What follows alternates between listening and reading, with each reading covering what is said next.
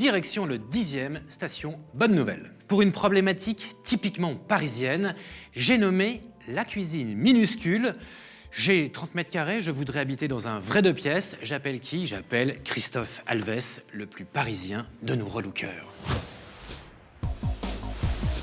Grand retour donc de Christophe Alves dans l'intérieur. Pour ce premier chantier, il se rend chez Mélanie. Bonjour Christophe. Bonjour Mélanie, enchantée. Enchantée, comment allez-vous? Très bien. Mélanie vient d'acheter son premier appartement à quelques pas des grands boulevards, 30 mètres carrés sous les toits qu'il faut entièrement rénover en maximalisant l'espace. Voilà, donc voici l'appartement dont je vous avais parlé. Très bien. Donc un grand espace et mon premier souhait ce serait d'en faire un 2 pièces. Là, dans l'harmonie générale, on va parler revêtement de sol, vos goûts. Alors moderne, contemporain, je veux vraiment qu'au niveau du sol ou même au niveau des murs, tout faire pour que ça agrandisse l'espace. Idéalement, ce serait de mettre la chambre là. Oui. On pourrait y encastrer le lit. Tout à fait. Il nous reste l'aménagement qui est ici, pour y mettre un canapé. Exact, une table basse, le meuble télé. Ok. Là, ce serait pas mal d'avoir le canapé. Ouais. Voilà, on se projette, on a la visibilité sur les 2 fenêtres, télévision. Si vous mettez un autre fauteuil, on peut en mettre un là. Oui, mais nous, ce qui nous intéresse, c'est la cuisine. La cuisine, je l'imagine bien par ici. Donc il y a une évacuation du coup de l'eau, de l'évier, éventuellement des choses comme le lave-linge ou le sèche-linge. Qu'est-ce que vous voulez y mettre? Alors vraiment le nécessaire, donc évier, plaque de cuisson, frigo, un lave-linge et un lave-vaisselle. Pour le coup, on va manquer un peu d'espace. Donc il va falloir travailler sur des éléments un peu réduits ou en tout cas adaptés pour les petits espaces. Pour manger à 2 du coup? Alors pour manger à 2, on pourrait faire une continuité table. Travailler sur quelque chose d'ovale, arrondi. Enfin, là pour le coup, on peut vraiment faire quelque chose sur mesure. Et du coup adapté. Parfait. On laisse donc Christophe faire ses plans adaptés et son shopping adaptable. On se retrouve dans quelques minutes pour la suite.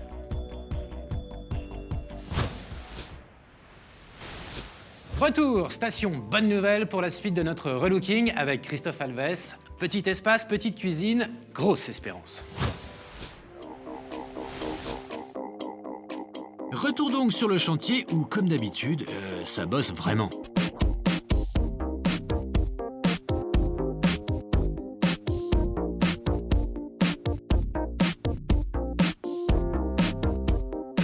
Mais une fois n'est pas coutume, Christophe s'est confronté à une vraie contrainte pour lui, le blanc. Et le souhait de Mélanie était de garder les murs blancs. Donc ce qui a été en fait un vrai challenge pour moi, parce que c'est très rare que je laisse les murs blancs.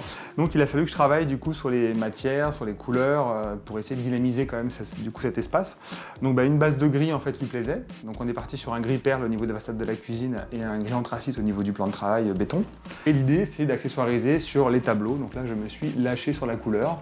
Que ce soit coussin, rideau, tableau, là, ça va être un peps un arc-en-ciel. Mais éclate-toi sur la couleur, mon Christophe. Mais sans oublier quand même notre sujet principal, la petite cuisine. Eh ben, bienvenue pour la mini cuisine. Pourquoi en fait je l'ai fait de cette taille? Parce que l'idée, c'est pas non plus de trôner au niveau de la cuisine.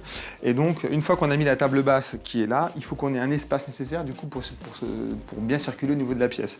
Il fallait aussi profiter de l'espace de la fenêtre pour pouvoir l'ouvrir et autres. Donc là, oui, on est bien ici, on est bien là, on est bien là, voilà, on est bien partout. Voilà donc pour les fondamentaux, maintenant la déco. Une dernière petite touche. Allez hop. Et bien je dirais que c'est bouclé. On passe à la chambre. Dans la chambre, un style minimal chaleureux qui exploite le moindre centimètre carré. On a un dressing qui fait quasiment 3 mètres, une table de chevet intégrée de part et d'autre, des appliques, et puis un tableau en rappel de celui du séjour.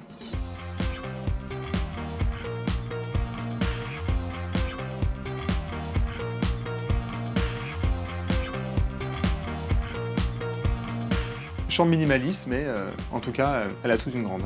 Merci Christophe, sauf qu'ici c'est comme au bureau, faut faire valider par la cliente.